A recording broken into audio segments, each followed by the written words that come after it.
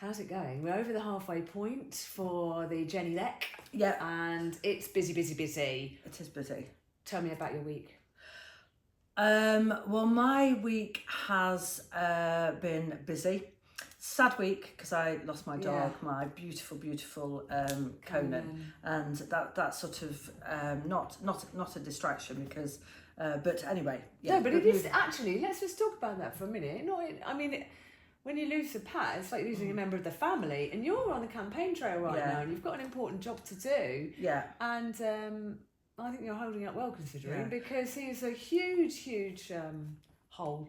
I don't want to get upset because it will upset me. But he was the absolute best dog in the whole wide world. He was my love, and I love you, Conan. And anyway. And there's a lot of people out there actually, and actually the only reason I mentioned it is there's a lot of people out there that also have dogs in their lives. So it's good to know.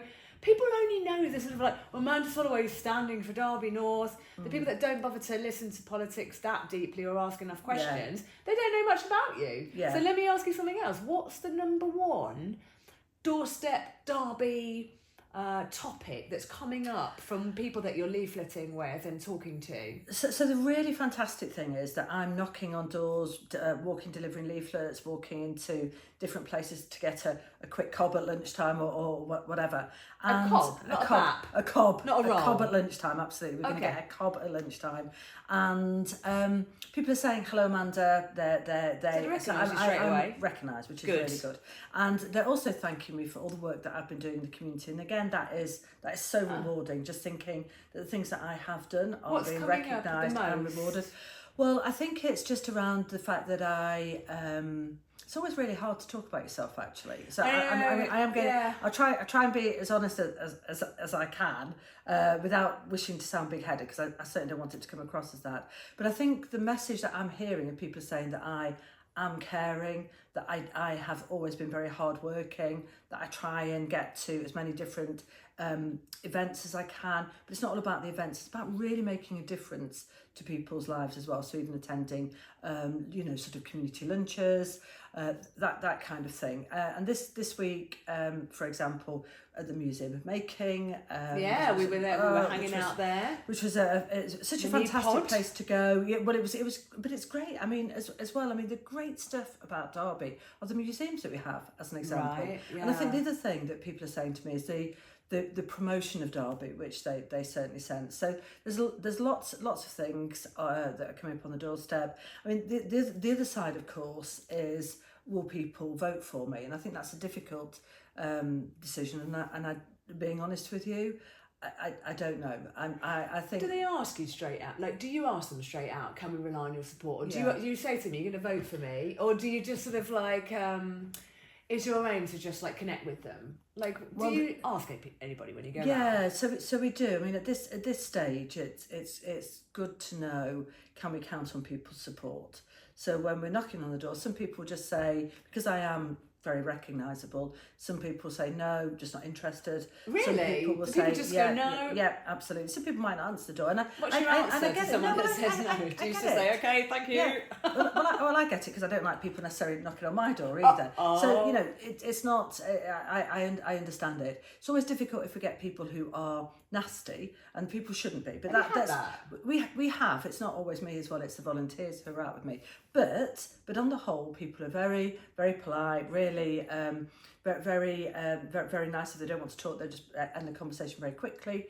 And what people are saying is that locally they appreciate all the work that I've done, but then that they have difficult decisions to make from a national point of view as well. So it's not just about me. Do you think they understand the implications of, like, when they use their vote, what the implication is for the wider picture, like nationally? Because they're looking at you as someone in the community that they trust, and you're always there, and you're always doing stuff with them. Do you think they really understand about majorities and how all that works? Yes. So I think this is the challenge when it comes to a general election, because when it's a local election, people know they're voting for a local representative. Right. When it comes to a general election, you're voting for your local member of parliament, but that dependent on how many members of parliament are voted will lead to who is in government. So it's not just about, do they like you as a member of parliament, do they like you as somebody who is active? people are also thinking, will this person then be part of government or part of part of government? So for me, I don't know what's going to happen nationally. I really don't. It feels it would be. It's hard to judge, but I think every indication is that we will no longer have a Conservative government. So for me, really? what my desire would be to carry on representing the people of Derby North as their local MP, and I'm just hoping that I have done enough to do that. Now, of course, that doesn't mean I'm not Conservative. My values are Conservative, but I'm also hoping that I'm going on my local record.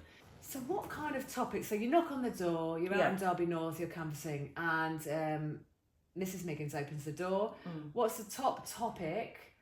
Do you ever get people like literally thank you for something you've done? Yes. Yeah, absolutely. That must be nice. Oh, it's so lovely. What's actually been coming up, like, that people remember that you've made a difference? Well, there are loads of things, and it's really lovely to knock on people's doors and they're coming up and they're saying, and we've had people, in the garden saying thank you. I've had people leaning out of windows.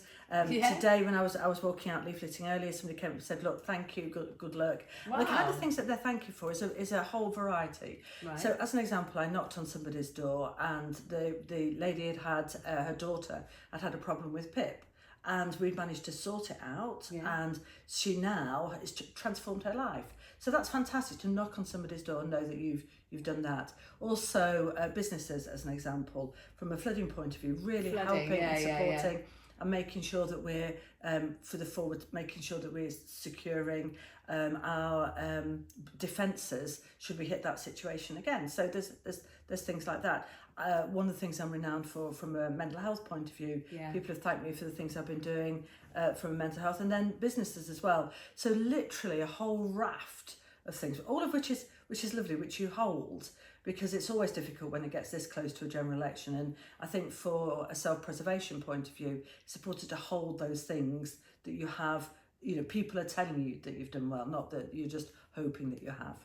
Yeah. And do they ever give you a challenge that you hadn't heard of, or do they just shout potholes at you and then fix the potholes and potholes sort this out? Yeah, let's face it, though, potholes are really important, aren't they? I mean, they are. I mean, they're an absolute nightmare, and we know we've had additional funding locally from government, and it's really important.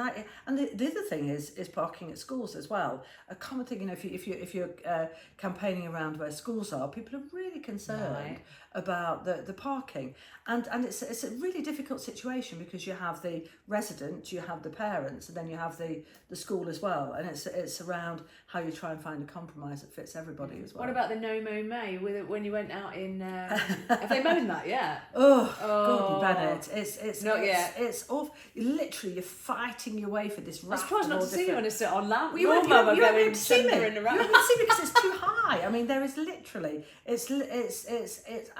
I'm all for nature. And it's great. Taking the dogs for a walk, and it's really nice. And I went the other day, and you're going down by the side of some water, and it's really lovely, where you've got these loads of bees, and there's all well, not quite the butterflies yet, but bees are buzzing and little ants are sort of going away. However, there is something about how it looks in our neighbourhood, and I think we've just gone too far this time. I actually think it's great to have those places, but you need spaces to play.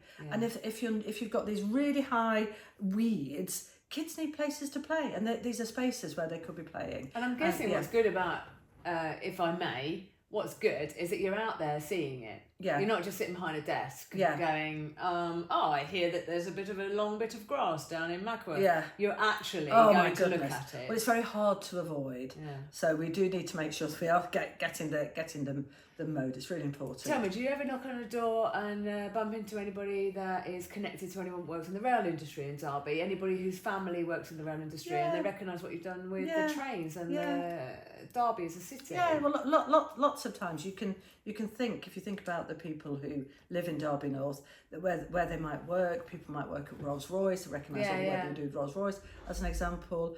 Great British Railway headquarters, we know that's really important, so people are thankful for that. Alston as an example as well. You know, with people are talking, recognise how hard I've been fighting for that. And of course, it's not always obvious where the fight's been. There's also the stuff that happens behind the scene. When we get those good news stories, it's not always just about the final result. It's about the work that goes in, and it's very easy, you know, to for people to take the credit actually on some things like that when actually they don't always see the hard work that sits behind it. Do you ever find that you knock on someone's door and they're not sure how to vote, and you have a longer conversation? Have you got time for conversations like that? Well, of course we have. And what some of the biggest conversations we have are about, and bear in mind there's a few of us going out, but some of the biggest conversations we can have is about immigration, as an example. Right. People genuinely concerned about the immigration issue, so that's a big thing that comes out. And then you have the local issues, like you say, about potholes as well. People are concerned about the NHS, people are concerned about the economy. So we are, the great thing about Derby North is that I believe we represent the whole of the country. So when you're knocking on somebody's door, you literally could be knocking on any part of the country because we've got such a richness in terms of the people who live here. Yeah. But tell me, before we finish up, what would you say to somebody that'll open the door and say, never voted, never will, not gonna? Well, I think we have a lot of people who say that. I mean, there's two issues. Yeah. There's some people who have voted previously and are not voting at the moment, which is really which is a shame, because I believe we have the democratic right to vote, and there are some people who've never voted. But there are people that don't know what to do, so instead they abstain and they say, "Well, I don't know what to do. Oh, so I won't do anything." And actually, a lot of us do that in our, in our lives, in our family lives. Yeah. But like I come across people that say, "I've never voted. I'm not going to start now." And like it's almost like the vote is there for the growing. And how on earth can they go about thinking what to do with it? Well, I think it's something that's inbred probably from my dad and from my gran as well. It's actually, you cannot moan about something if you're not prepared to do something about it. And so that's one of the reasons why I got involved in politics. Well, you can, but nothing's going to change, is it? It's not particularly sexy, and it's not particularly interesting, is it? Yeah, but if you want things to change, I'm a great activist, as you know, I'm a great doer, and I believe if there's something that you're not content with, rather than just accepting it and moaning about it, what you should do is do something about it. And that's why I always try and do stuff in the community. That's why I always try and help people as much as possible. That's why if I see people who are struggling, I will always try and reach out and just make sure that we are supporting them. So I'm very much a doer. I'm very much don't think, I respect people's right to moan, of course I do. However, what I'm here to do is really help people on their life journeys. Well, yeah, it's like sometimes there's a problem and everybody will club together to fix it in the community, and then there's other times when people just want someone to come and stand and admire the problem with them, don't they? Let's all admire the problem together. There's a couple of great examples I can think of, actually. Right. There was the Darley Bridge problem. Oh, yeah, so when Darley Bridge was actually condemned and it no longer could go across, you had a situation where you need to get from one side of the village to the other. And what I was able to do was convene all of those people together, all the relevant groups. We had business groups, we had residents groups, and really come up with a solution to make sure that we could get from one side of Darley to the other. And of course there's loads of examples I could give, but another really big example is Derby County Football Club. Right. I mean, I am just so proud of the stuff that we did with them. I can hear Alan coming. Alan, come on. Hiya. Hello. Oh, come on, let's let Alan go on camera. Come on. Oh, Alan. Hello. What? Oh, he's missing his little brother, but his big brother, aren't you? Yes. What do you think, Alan? How are you going to... Do you get a phone? No, like a poor friend. God, he's gorgeous. So where were we? Building bridges. Building bridges across Darley. So you've got all those people. Yeah. Let me Derby County Football Club. I mean, I that is one of the proudest things I've ever done, was really at the very start of when that started happening. Right. When we saw there was going to be a problem, really convening exactly the right people to get in the room, which culminated in running on the pitch the other day. Really important. I don't. You loved that, didn't you? I just loved it. It was just fantastic because it was just such a brilliant moment in time just to be able to do that. Oh, Alan, do you think that the key is then, like, that literally to bring people together? So it's the strength of, I want to say it's the strength of your contact book. Like in old terms, when I was working journalism, it'd be like, who's in your book? Yeah. But like in terms of you, because you've been here for 5 years or longer. No? Well, it was 2 years, then 2 years off, and then 4.5 years now. So now all this time, you've built all these people, and that's through being an individual. It's not necessarily whatever politics are, whatever you think about what you've seen on the telly box. So it's you as a person that's bringing people together, right? No, I understand what you're saying, and with that, I know who to contact. I suspect. However, I don't know all of the individuals in Derby North, and so what I want to do is reach out to those people who I don't know, those people who actually maybe are thinking that they need some help but can't get it. So it's not just about the people Sometimes that I know. It's sparking it, it's not necessarily providing the invitation. Exactly. So it's about good people. To know. Yeah, no, and I would always encourage people, whoever their MP is, to contact their MP if they have a problem. But that tells me that a vote for you isn't just a vote for Amanda, it isn't just a vote for the Conservative Party, it's actually a vote for someone who knows how to mobilise and ask the question to other people, and it's a connection to so much more. Well, this is what we should do. This is what we should do, and that's what I'm getting from that. What I would say is I had a great team helping me. You have, I had a great team helping me do that. And behind every great woman, it's a great team. What do you reckon, Alan? And of course Alan. ALUN, because he's Welsh. Okay. So tell me, what's it like to be Energy Minister? What does that mean? Do you have loads of energy? Yes, well, I used to say I am the Energy Minister with energy. I mean, really, it's a fantastic role. And I've been blessed to have had 2 ministerial roles that I really, really care about. One was Minister of Science, but then the second is being in the Department for Energy Security and Net Zero. And what was so my particular portfolio was around affordability, and then subsequently about innovation and skills as well. And they're all the things that I care passionately about. So it's like, oh my goodness, this is the most fantastic role for me to do. So the first thing on affordability, I always used to do the dad test and the granddaughter test, because the dad test is, can my dad, who lives in a council house, can he afford to keep himself warm in the winter? And then the granddaughter test is, are we preserving our brilliant planet for her generation, for the generation to come? So it just seemed to all compound together. So with one of the first things I did was around prepayment meters. And it seemed ridiculous that people who are on a prepayment meter, who are probably the most vulnerable in our society, were paying more to have a prepayment meter. So it's one of the first things that I changed. Right. And then you'll have heard in the news lots of things around standing charges. It was one thing I cared passionately about, that we changed that, we looked at that. So with through Ofgem, made sure that what they were doing was they were doing a call for input to have a look at all those standing charges. So I'm really proud of that, and we will, as a result of that, the way standing charges work will be changed. And then the other thing on the innovation side is just think about that fantastic innovation that we have that will save the planet, and then the skills that are needed. So we're just working our way through the Green Jobs Plan, and think about how we fill all of those fantastic jobs that we're going to be needed. That transition from, let's say, for an example, a plumber to somebody who fits a heat pump, which is what we saw at the museum making the other day. So that's the kind of stuff that was all within my portfolio. It was all so fantastic. So thinking about that affordability, thinking about the innovation, but also the skills that are needed. Tell me more about what it's really like to be a minister. So doing that is a job. Yeah. But is it more than that? Because you feel like you're making a difference to so many? So it's really important. As an MP, you can genuinely make a difference to your constituents. That's the most important thing. Being a minister also allows you within government to have a larger scale impact. And for me, I had the greatest of portfolio, which actually meant that I could make a difference to people's lives. You think about all those schemes that were delivered, all those schemes that helped people through the cost of living crisis because of the invasion of Ukraine. All of those came from the department, and people will have been in a lot worse situation. We now know that prices have halved to back to the same as 2 years ago. So there's lots of things on energy. Because we all felt that, didn't it? It just went, absolutely. What? I had people, although I was turning my I'm a stickler for that. I always turn the TV on standby when I go to bed.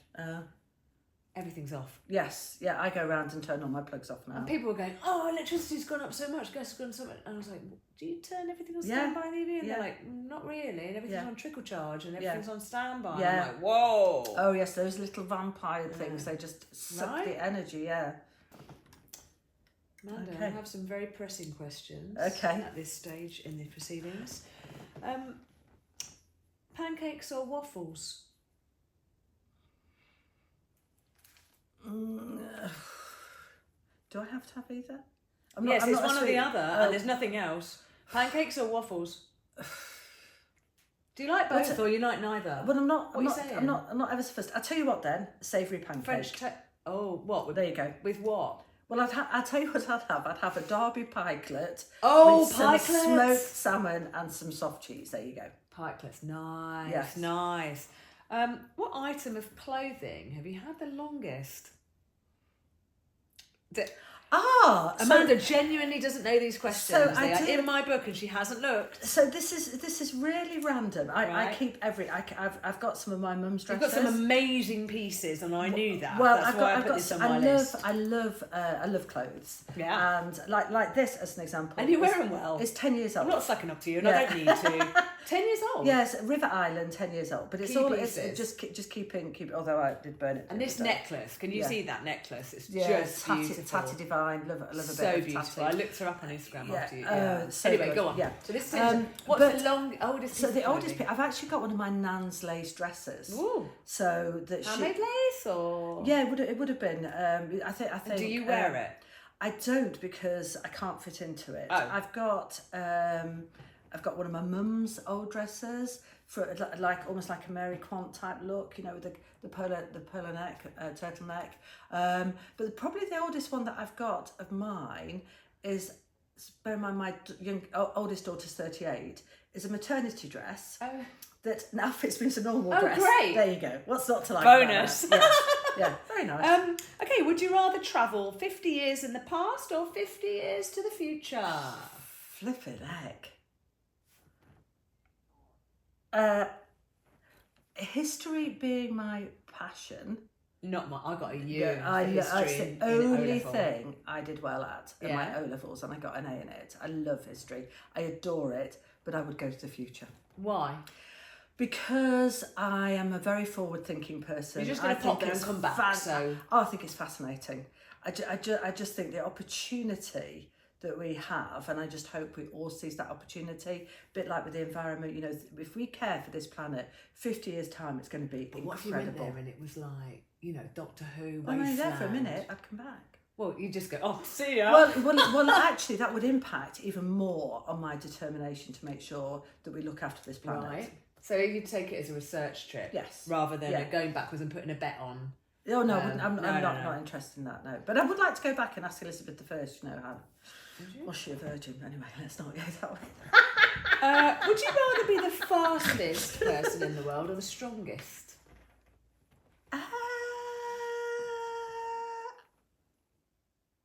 Fastest or strongest? Strongest or fastest? Strongest. Why? Because what would you do with your strength? Because I just am thinking you probably could help more people with strength. So if somebody was under, a house or an earthquake or something, being strong would enable you to rescue more people, I suspect. Right, okay. Well, what sauce would you have with your fries? There's lots of options out there for French fries, chips. Chips. What will you have on the side? Brown sauce. Brown sauce. HP brown sauce. Houses of Parliament sauce. Brown sauce. Is that because it's like you feel like no, you look at the picture on the bottle? No. I love the taste. Would you go generic, or would it have to be that particular brand? Sauce. Interesting. Or mustard. Not sponsoring this podcast. Or mustard. Mustard on chips. Yeah, you can have mustard on chips. I was saying you can have chips with chips and cheese is probably one of my favourite meals. Really? Yeah, and a nice pickle. I used to have a lot. Well, I do like a pickle, but I like a chutney. Yeah, chutney. And I like salad cream with chips, as opposed to mayo. Yeah, I much prefer salad cream to mayo. What about, would you be prepared to wear double denim? Yes. It seems to be in right now. Yes. Before it was a bit of a... Yes, I am too old have you worn to do denim? it. I have. What? Historically. Too old? I think you get to a certain age, but I don't care. I'm almost at the age where I don't care. I wear purple. Do you? What do you mean you're almost at the age? Well, because you get to a certain age where people say it doesn't matter what you wear because nobody cares. But I think, double denim, why not? In fact, that's a real insight, because I'm asking these crazy questions, but you know what? To be in the public eye like you are, having the certainty about how you are and not minding what people's opinions might be is a really strong thing to do. Well, because you have a strength in your own. You know you're doing the best you can. So my I'm not going to waffle much longer, but my clothes sense has, I think, improved over the years. I got into punk when I was maybe, I don't know, 16, 17. My dad, I used to go into Nottingham and then go and get a lift back from my dad at the pub. And he used to make me hide in the corner because he was so embarrassed by the clothes I used to wear. What? Well, because no. I used to go to charity shops and get really old-fashioned, like pencil skirts and A-line jackets. Do you remember when stuff was 20p? Oh yeah. You could get a shirt and then something happened and suddenly, that's £8. Yeah. What's going on? I get that they're sort of raising capital, but I think the inflation on charity shop fines has been quite remarkable. So in that case, who's your favourite fashion icon? Have you got an icon? Well, or someone that you know you see in the public eye and you think, So I love a designer called Anthony Price, who's no longer around, because they used to do really nice sort of pencil skirts, that kind of thing, which is what I love.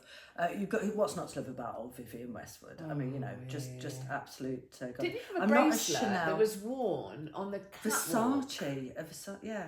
Yeah, you showed me that. It didn't. It was only junk. It was junk. I loved it. Yeah.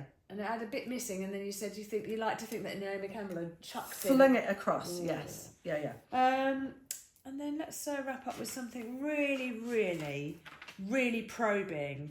How would you describe yourself, Amanda, in one word only? Only one word. Complex. Complex. No second question there. And is it better to keep shoes on or off at the door of the home? Always keep your shoes on, especially when you come here because of the dog. I did notice that. Yeah. A lot of houses I go to and they're like, oh, would you like to take your shoes off? Yeah. At the door. No. At our house, you can't keep them on. Yeah. The shoe police are bad. Oh, no, you've got to keep your shoes on because goodness knows what you're treading. Well, I don't know. I think that's probably all of the important questions of the day. Oh, one more. Yes. What superpower would you give yourself? And yes, superpower. Give me a superpower you'd like. I would like to be able to transport myself instantly to anywhere. Teleporting? Yeah. Oh my God, I saw a great episode of Black Mirror the other day on exactly that. And it was a guy that had like a Star Trek style computer game in his mind. So you'd like to teleport onto different planets? Anywhere. How would it help you in your job if you could teleport? I don't know. Time on the motorway, wouldn't it? It would save time everywhere. It would just be, how amazing would it be just to teleport? I just would love it. Fantastic. Because invisibility would be nice as well, because you could be really sneaky. But no, to teleport. Would you teleport to number 10? Yeah. Invisibly. Oh, that's an idea, isn't it? Oh my God, that's like a combo. Yeah, surprise. Well, anyway. before I go, what's your favourite motorway services? Trowel. Yeah. I'm a big fan of Toddington. Yeah, I like all of it, but Trowel is close by. And I remember going back 100 years ago when I was like a teenager, and some of my friends had learnt to drive. Everywhere used to close. It wasn't like nowadays when everything's open. Oh, so not open 24 hours? Yeah, but Trowel services was always open. So if you wanted a cup of coffee later... Yeah, exactly. There you go. Have you got a favourite A road? A52 gets me home. Really? Yeah. Always nice to be home. I'm an A6 girl myself. Right. Yeah. I like the way it goes all urban and then sort of a bit sort of rural. Yeah. I like it. Yeah. Well, thanks. Thank you very much. Thanks, brilliant. Linda.